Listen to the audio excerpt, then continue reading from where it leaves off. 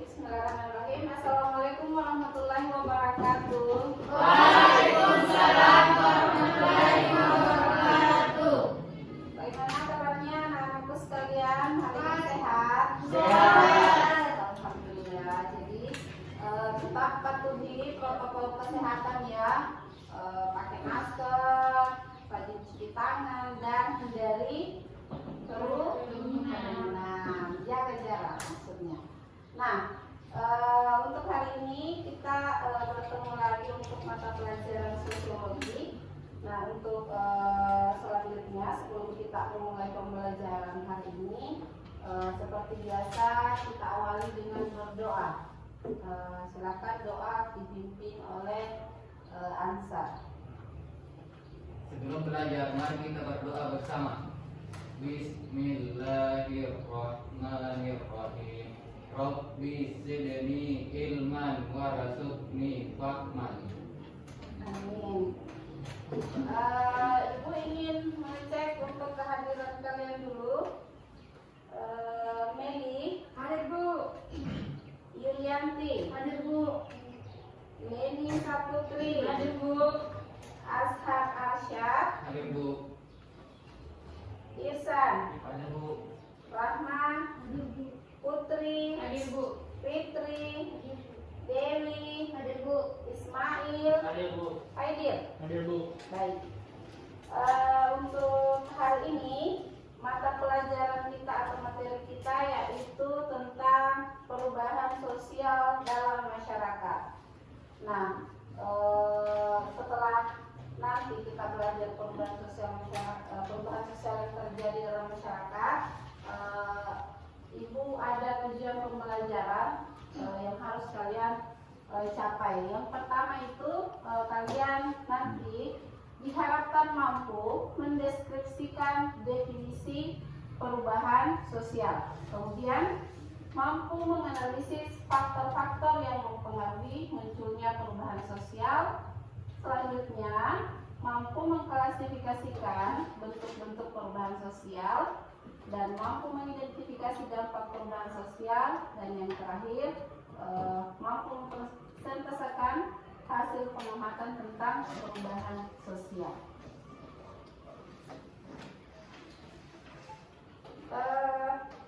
Selanjutnya, Ibu akan membagi kalian dulu menjadi 4 kelompok ya, karena nanti kita akan mengadakan kegiatan diskusi. Jadi sebelum itu Ibu akan bagi dulu.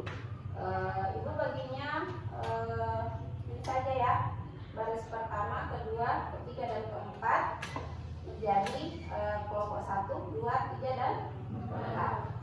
Baik. Selanjutnya Ibu akan menjelaskan materi sedikit tentang perubahan sosial.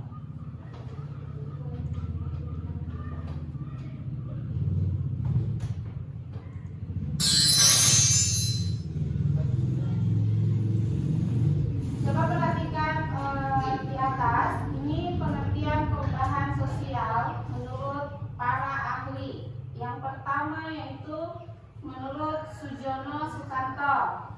Katanya perubahan sosial adalah perubahan pada lembaga-lembaga kemasyarakatan di suatu masyarakat yang mempengaruhi sistem sosialnya, termasuk nilai-nilai, sikap, dan pola perilaku di antara kelompok masyarakat. Selanjutnya, menurut Kingsley Davis, perubahan sosial adalah perubahan yang terjadi pada struktur dan fungsi masyarakat. Yang ketiga adalah William Ogburn, perubahan sosial adalah perubahan yang meliputi unsur-unsur kebudayaan, baik unsur material maupun non-material, namun yang ditekankan adalah pengaruh unsur material terhadap non-material.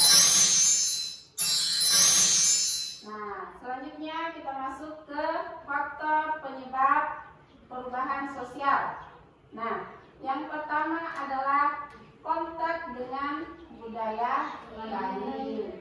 Bisa kalian lihat gambarnya ya. Ini ada seorang kakek dan nenek yang sedang berinteraksi dengan bule. Nah, itu sudah termasuk ke dalam contoh kontak dengan kebudayaan lain. Jadi otomatis budaya yang mereka bawa itu bisa kita ketahui juga. Bahkan ada yang menerapkan budayanya. Kemudian sistem pendidikan formal yang maju.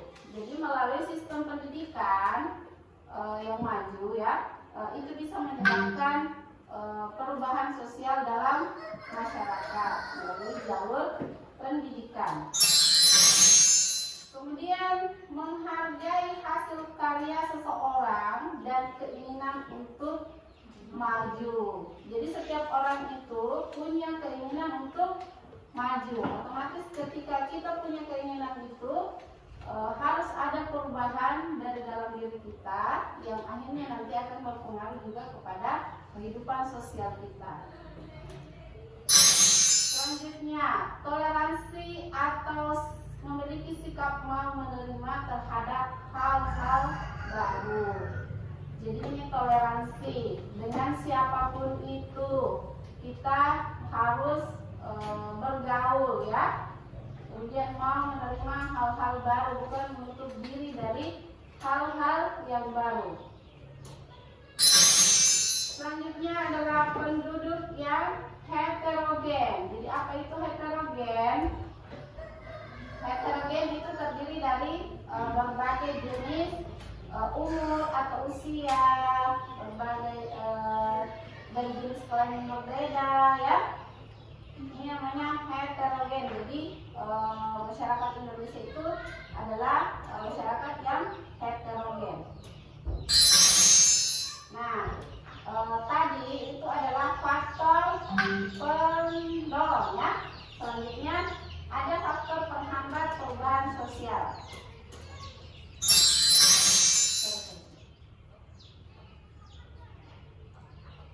Oke, jadi ini adalah faktor penghambat perubahan sosial. Yang pertama adalah perkembangan ilmu pengetahuan yang terlambat. Kalau tadi adalah ilmu pengetahuan yang maju, justru yang menghambat itu adalah perkembangan ilmu pengetahuan yang terlambat ya. Otomatis ketika terlambat, perubahan sosialnya juga berpengaruh lambat, ya kan? Kemudian selanjutnya adalah kurangnya interaksi dengan masyarakat lain. Jadi tidak ada interaksi dengan masyarakat lain, akhirnya kehidupannya seperti itu saja ya. Kemudian prasangka terhadap kebudayaan baru dan asing. Biasanya ada rasa takut untuk menerima sesuatu yang baru ya. Ada rasa takut. Misalnya kalian biasa melihat masyarakat takut divaksin. Jadi ada prasangka yang kurang baik terhadap hal-hal baru tersebut. Nah itu yang dimaksud. Kemudian adat dan kebiasaan yang sulit diubah. Jadi biasanya dalam masyarakat itu menganut kepercayaannya sendiri. Kalau ada yang baru tidak mau terima dengan hal-hal yang baru. Pokoknya itu saja ya. Kemudian ada kepentingan yang tertanam kuat. Selanjutnya hambatan-hambatan yang bersifat ideologis. Misalnya dalam satu masyarakat itu punya kepercayaannya sendiri, punya ideologisnya sendiri terhadap sesuatu. Kemudian rasa takut terjadi kegoyaan dan integrasi kebudayaan. Jadi biasanya masyarakat takut akan terjadi sebuah bentuk kegoyaan jika terjadi perubahan di lingkungannya. Kemudian sikap tradisional dari masyarakat. Ya. Jadi itu adalah pengantar ibu tentang perubahan sosial. Nah, ada yang ingin ditanyakan untuk materinya? Ada yang ingin bertanya? Ibu, ini ada yang ingin ditanyakan? Oke, kalau tidak ada yang ingin bertanya, Ibu akan menampilkan sebuah video yang sebentar kalian akan menyimak dan memberikan pendapat terhadap video tersebut bersama-sama dengan kelompoknya, ya.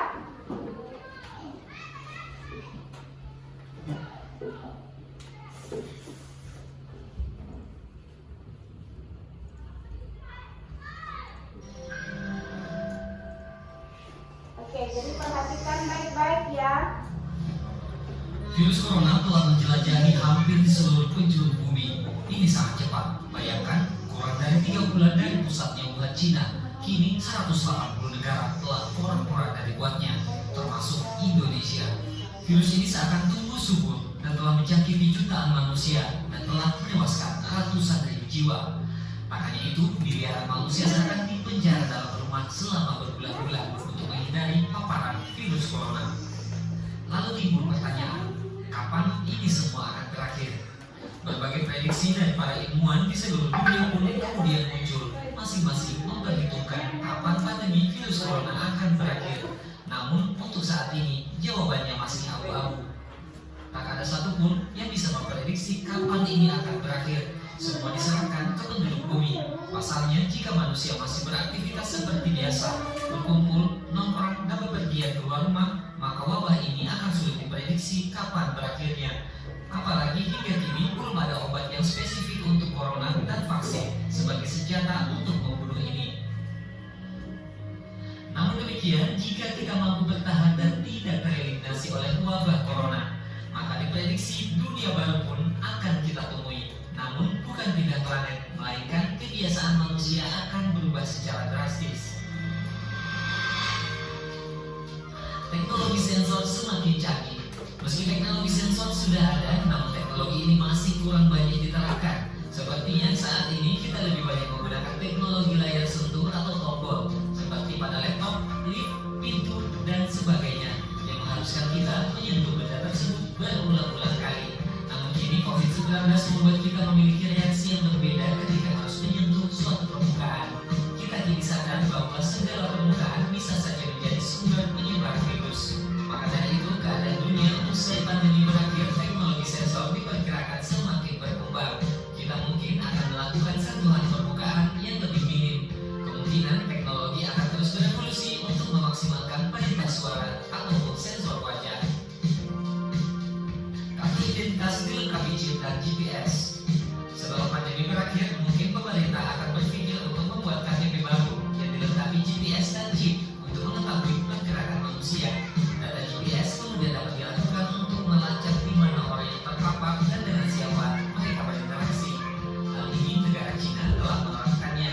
Kartu identitas warga Cina sudah dilengkapi dengan fitur GPS yang memudahkan pemerintah Cina mengawasi dan melacak pergerakan warganya. Belanja online akan semakin marak. Saat ini kita diharuskan tinggal di rumah, entah sampai kapan. Lantas bagaimana dengan persediaan makanan?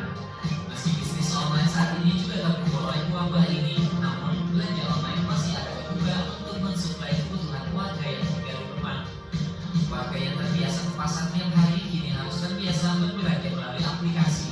Hal ini tentu menambah jumlah pengguna aplikasi belanja online secara drastis. Setelah COVID-19 berakhir, bisnis ini diprediksi akan tumbuh subur pasca kerajaan corona berubah. Namun begitu, orang sudah terbiasa melakukan belanja online yang tidak mengharuskan mereka berdesakan di pasar. Pengembangan rumah sakit dan dokter. Selama ini, rata-rata rumah sakit di seluruh dunia kewalahan menangani pasien COVID-19 yang jumlahnya sangat banyak. Saking banyaknya, sejumlah rumah sakit membangun tenda, membuat gedung baru, hingga menjadikan kapal perang gedung olahraga sebagai rumah sakit darurat. Pemerintah juga mendatangkan peralatan medis yang cukup besar. Begitu juga dengan dokter dan perawat. Selama ini mereka lah yang berjuang di garda terdepan. Saat ini mereka juga kewalahan menghadapi pasien yang jumlahnya sangat banyak. Ke depan, rumah sakit diprediksi akan semakin baik. Dokter dan perawat juga akan diperbanyak. Apalagi sejumlah negara telah membangun rumah sakit baru dengan berbagai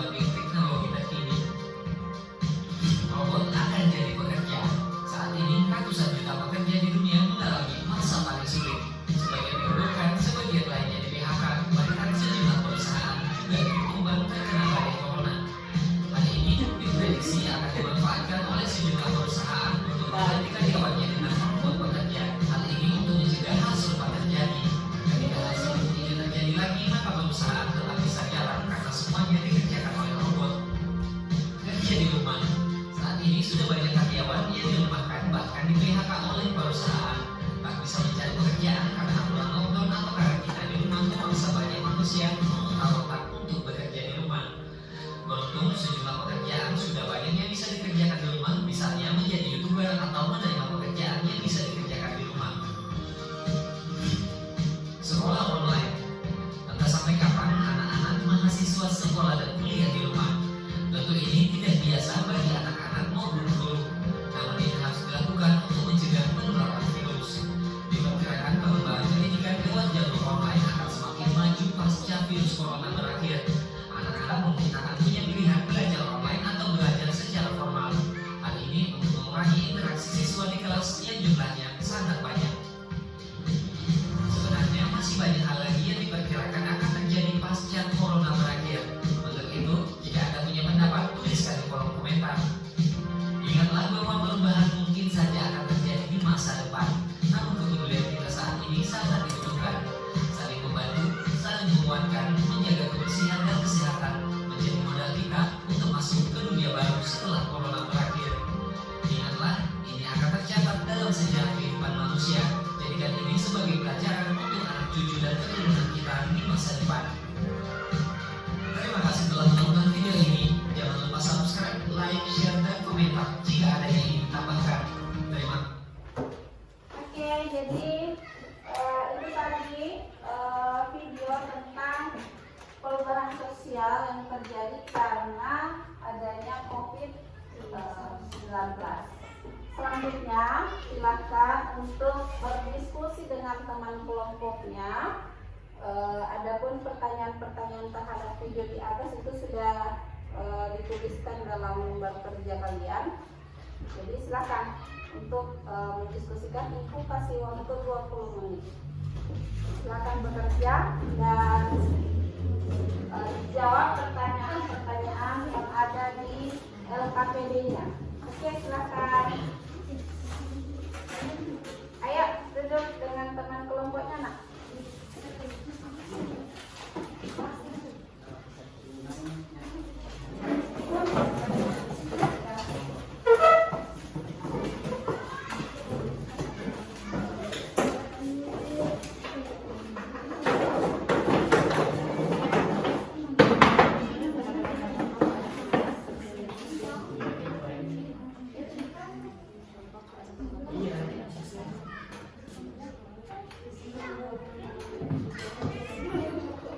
Pendapat Anda mengenai video di atas.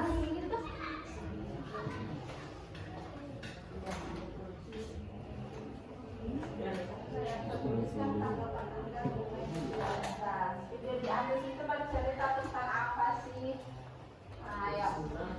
Jadi kasih tanggapannya dengan tayangan video.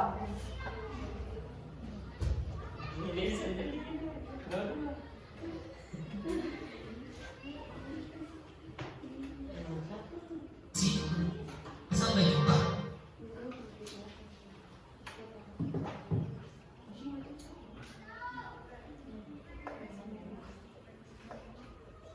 Ayo, Haidin.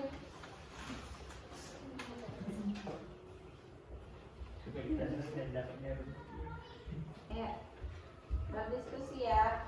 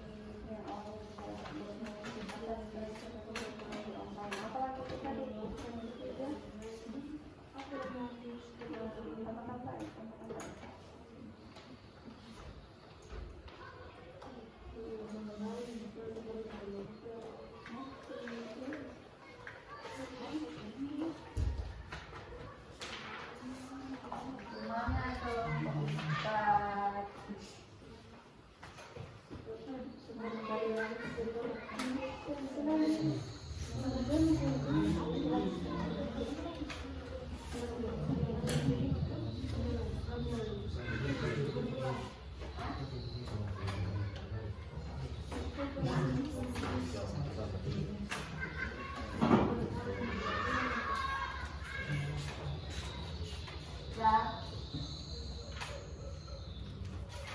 Kembangkan sampai yang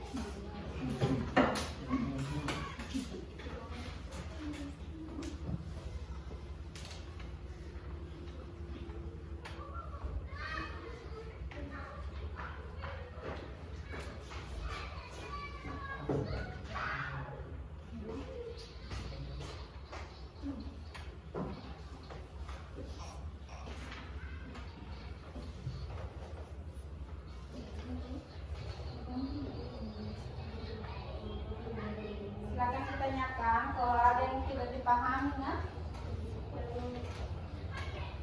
Jadi kalau ada yang kurang paham dari pertanyaannya boleh silakan ditanyakan dulu.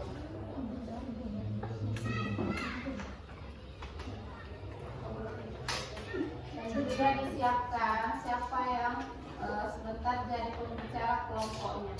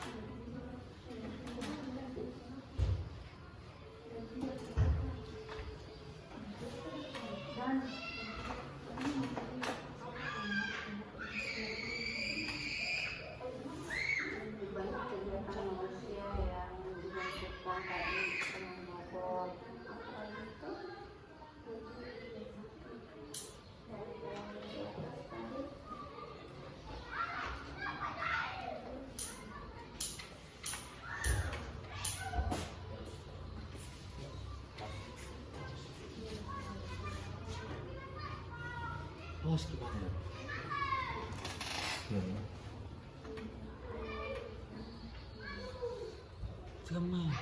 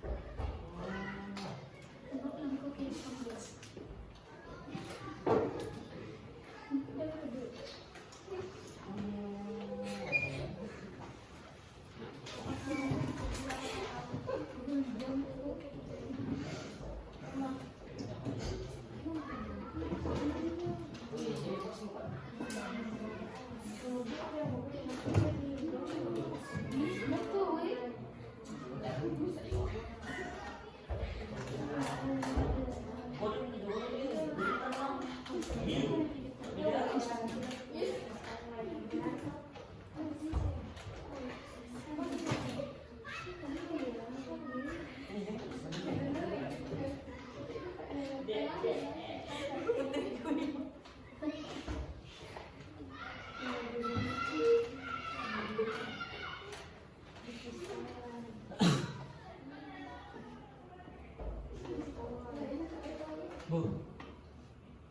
Oke, sudah.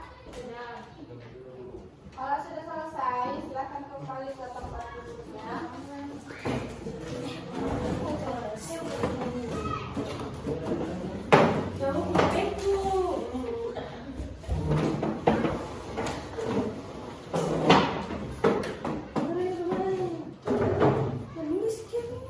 Baik, jadi anak-anak sekalian sudah melakukan diskusi kelompok. Sekarang waktunya kita mempresentasikan hasil diskusi kalian, ya. Nah, dari pertanyaan yang ada di lembar kerja atau LKPD, yang pertama itu tentang pendapat Anda mengenai video di atas. Nah, kelompok berapa yang ingin memberikan mempresentasikan hasil diskusinya untuk pertanyaan nomor 1? Silakan kelompok 1. Oke, kelompok 1 diwakili oleh Dewi Kartika Sari. Silakan, Dewi.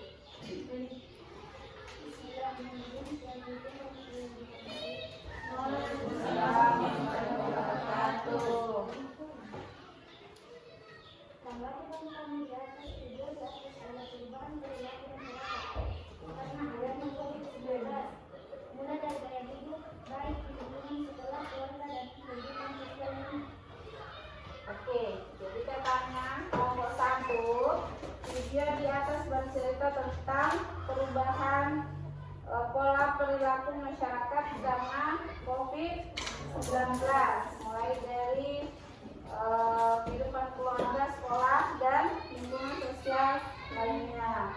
Nah, ada yang lain yang ingin menanggapi? Ya, silakan. Kelompok 2, Mary. Tanggapan saya, kita harus berkomitmen kuat dan tidak berhenti apabila kita terinfeksi dari COVID-19 yang akan menjadi sangat berisiko menyebabkan kepada orang lain. Jadi menambahkan ya. Jadi kelompok 2 menambahkan bahwasanya kita harus tetap selalu menjaga kesehatan agar terhindar dari COVID. Karena kalau kita berhasil melewati ini, maka kita akan bertemu dengan kehidupan baru seperti yang ada di video di atas. Kira-kira seperti itu ya kelompok 2. Oke, terima kasih kelompok 2. Selanjutnya, masih ada yang ingin bertanya? Untuk kelompok 1? Tidak ada ya. Oke, lanjut ke pertanyaan selanjutnya. Menurut pendapat Anda, apakah ada perubahan sosial yang terjadi pada video tersebut? Kelompok berapa yang ingin memberikan pernyataannya? Kelompok 1. Nah, kelompok 2 ya, silakan.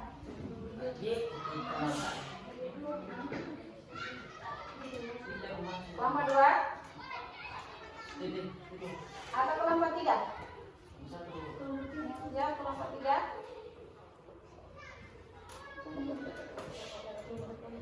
Ayo, jangan malu-malu. Ayo berdiri saya. Kami dari kelompok 2.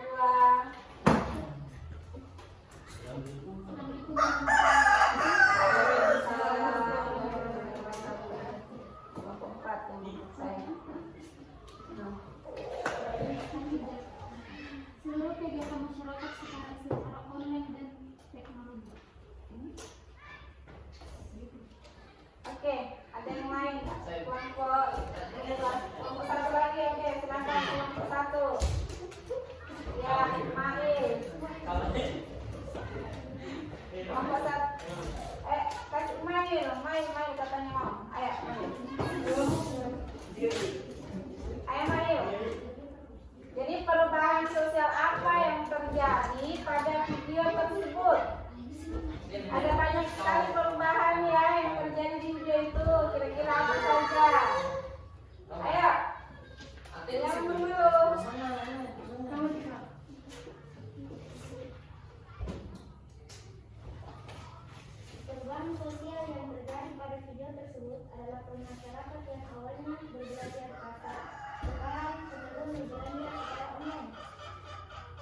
belajar bersama disekolahkan menjadi belajar online di rumah masing-masing.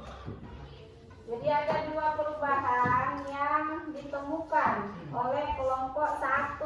Katanya yang dulunya orang belanja ke pasar, sekarang belanjanya lewat online. Jadi apa-apa serba online. Yang dulunya belajar bersama di sekolah, sekarang belajar di rumah lewat online. Masih ada? Masih ada yang lain?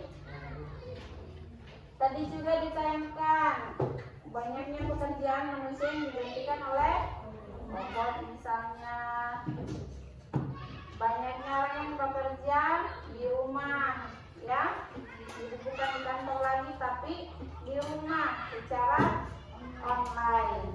Oke, ada yang mau bertanya? Silakan. Dan ini yang kami tanyakan. Berdirilah Humayra. Dan ini yang kami tanyakan adalah apakah tanpa adanya COVID-19 perubahan-perubahan seperti di atas tidak bisa terjadi? Katanya apakah kalau tidak ada COVID itu bisa terjadi perubahan yang dimaksud? Siapa yang mau jawab? Putri, kelompok 3. Katanya tidak. Kenapa Putri?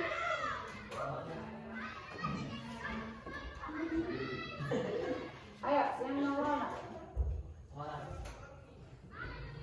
ya. Katanya kalau tidak terjadi COVID, apakah perubahan-perubahan di atas itu bisa terjadi atau tidak? Ayo. Menurut kalian itu bisa terjadi atau tidak? Belajar di rumah, kemudian belanja online, bisa? Bisa? Siapa yang bilang bisa? Ayo, jangan ngomong dong. Kira-kira bisa tidak? Belanja online bisa ya. Sebelum ada COVID, itu sudah belajar belanja online, ya? Jadi sudah ada belanja online sebelum COVID. Tapi belajar di rumah itu terjadinya ketika ada COVID, ya. Dan itu bisa saja terjadi ketika ada pandemi-pandemi lain selain COVID, itu bisa saja. Tapi yang besar pengaruhnya adalah COVID. Orang yang bekerja di rumah juga besar pengaruhnya oleh COVID. Jadi tergantung situasinya ya, kelompok 4. Oke, selanjutnya pertanyaan ketiga apa? Baca Putri. Apa hal menarik yang dapat disimpulkan dari video yang ditampilkan?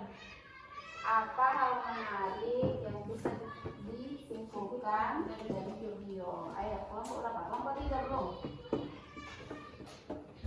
Bagi Putri.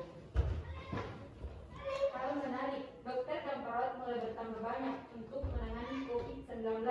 Bahkan sebagian negara telah membangun rumah sakit dan mulai berkembang dengan kecanggihan untuk bisa membuat robot agar membantu dokter dan perawat tersebut agar tidak kewalahan. Oke, bagus sekali ya Putri. Ada kelompok lain yang ingin menanggapi? Ayo, kelompok lain. Atau ingin menambahkan deh? Ada kelompok lain yang ingin menambahkan apa hal menarik yang ada di dalam video tersebut? Kelompok 2, Yuli. Apa hal menarik yang kalian dapatkan di video tersebut? Ayo. Ayo Yuli. Atau Ismail. Ayo, jangan malu untuk mengungkapkan apa yang ada di dalam kepala kalian. Dewi.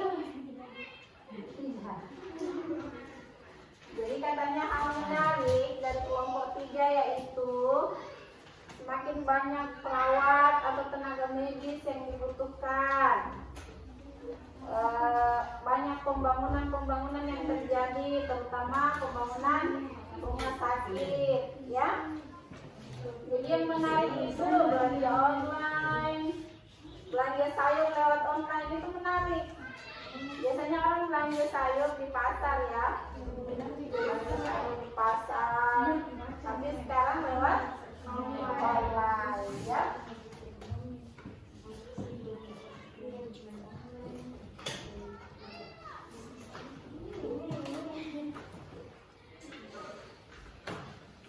Oke, jadi untuk selanjutnya kita sudah melakukan diskusi kelompok. Nah, setelah saatnya kita mengumpulkan hasil diskusi kita kali ini. Jadi ada di antara kalian yang bisa mengumpulkan hasil diskusinya? Dari pertanyaan 1 sampai pertanyaan yang ketiga, ada tidak yang bisa menyimpulkan?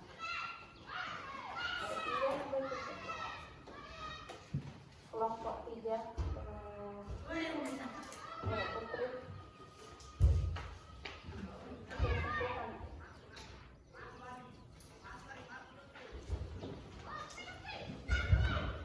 Kesimpulan untuk tadi, tetap saling membantu dan menguatkan untuk kehidupan nanti setelah wabah berakhir. Jadi untuk diskusi kita hari ini, jangan apa yang kita tonton itu menceritakan tentang perubahan sosial, ya, perubahan sosial yang terjadi dikarenakan virus COVID-19. Ada banyak sekali perubahan yang terjadi karena virus, mulai dari dunia pendidikan yang awalnya kita belajar di sekolah, sekarang sudah lewat online atau belajar di rumah. Belanja di pasar berganti dengan belanja lewat online. Kemudian apalagi banyak pekerjaan yang digantikan oleh robot. Jadi banyak inovasi-inovasi baru yang muncul karena adanya wabah ini. Jadi bukan hanya efek negatif yang ditimbulkan oleh COVID-19, akan tetapi ada juga sisi positifnya. Jadi mengajak kita untuk berpikir lebih kreatif lagi di lingkungan sosial. Apa saja yang dibutuhkan pada saat ini. Terutama di video dicontohkan di Cina ada banyak teknologi yang bermunculan imbas dari COVID-19, ya.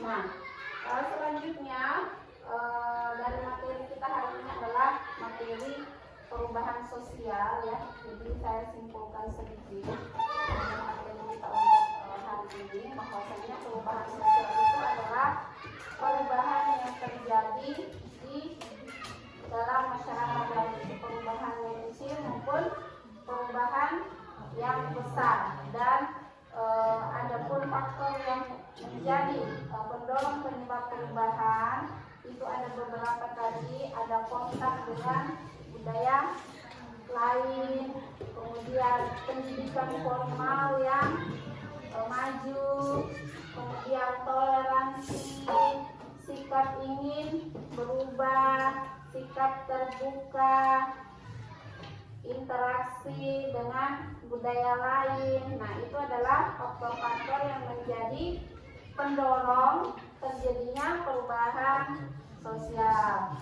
Kemudian, ada pun faktor-faktor yang menjadi penghambat perubahan sosial adalah sikap tertutup masyarakat, adanya kekhawatiran terjadi kegoyangan di dalam budaya masyarakat itu sendiri, kemudian sistem pendidikan yang lambat, apalagi tadi tidak ingin tidak ingin menerima masukan dari orang lain. Itu adalah faktor-faktor penghambat dari perubahan sosial, ya. Nah,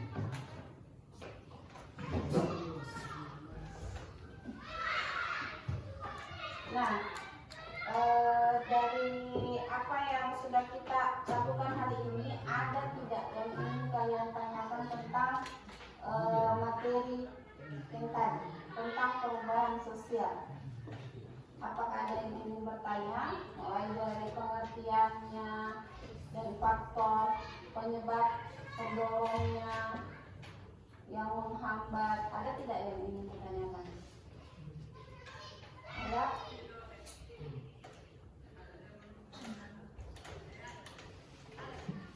Ada yang ingin bertanya? Tidak ada? Berarti sudah paham semua ya? Sudah paham semua, yakin? Yakin? Insya Allah. Insya Allahnya itu insya Allah ya atau insya Allah tidak?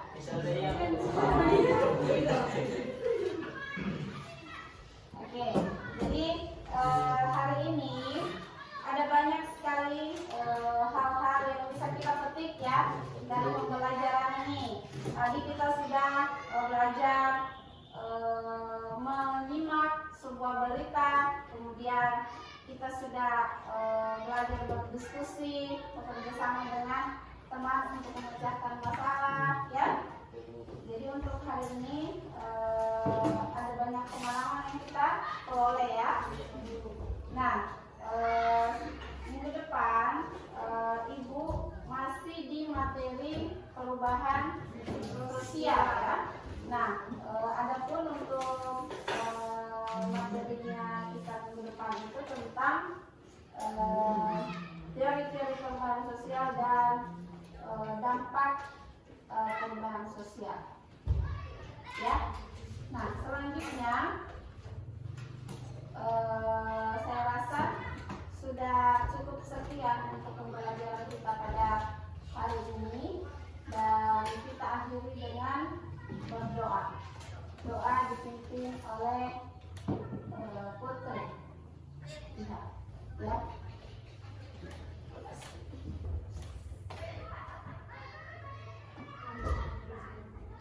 Mari kita sama-sama baca doa sebelum pulang. Bismillahirrahmanirrahim. Alhamdulillahi rabbil alamin. Ar-Rahmanir-Rahim. Malik yaumiddin. Iyyaka na'budu wa iyyaka nasta'in. Ihdinas siratal mustaqim. Siratal ladzina an'amta 'alaihim ghairil maghdubi 'alaihim waladdallin.